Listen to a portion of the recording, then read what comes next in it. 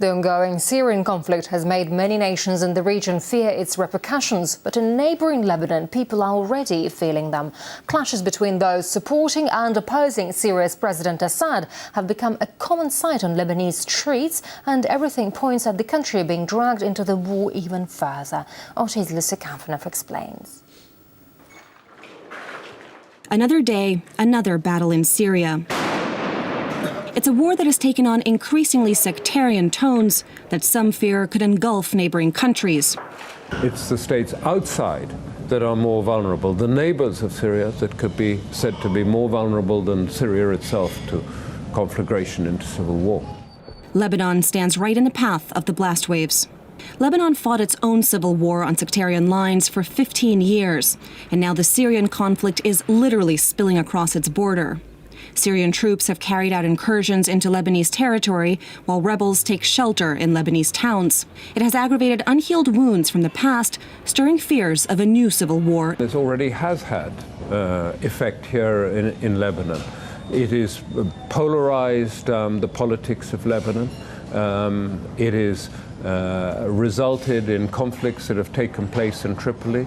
It has resulted in skirmishes that have happened in Beirut. Lebanon is, of course, vulnerable to this type of sectarian conflict.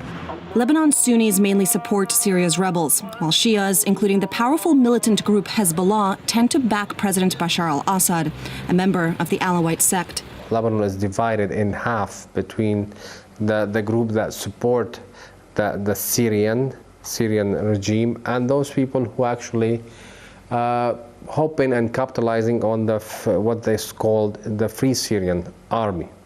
Nowhere is that divide more violently visible than in Tripoli. On the streets of Lebanon's second largest city, Alawi and Sunni gunmen have been battling it out.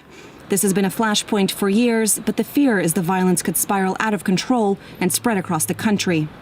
When we arrived, a shaky ceasefire was being monitored by the Lebanese army, but we spoke to fighters on both sides who showed no willingness to disarm. Okay. Sit down, please. This is the leader of a Sunni militia here in Tripoli's Bab al-Taban slum. I asked him whether peace with his opponents is possible. As long as Assad remains in power, there won't be peace in Syria, Lebanon, or Iraq, or Palestine. There will be no peace while he is in force. In neighboring Jebel Mohsen, an Alawite fighter shows me the destroyed remains of his home. When asked to explain the recent fighting with his Sunni neighbors, this was his response. We are defending ourselves against machines of terror and mercenaries who are being brought in from abroad. Even the push to defend Islam's most unifying figure, the Prophet Muhammad, wasn't enough to bridge Lebanon's sectarian divide.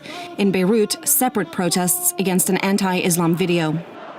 Hezbollah turned tens of thousands of Shias to the streets. Days later, a hardline Sunni cleric gathered his own supporters in the capital.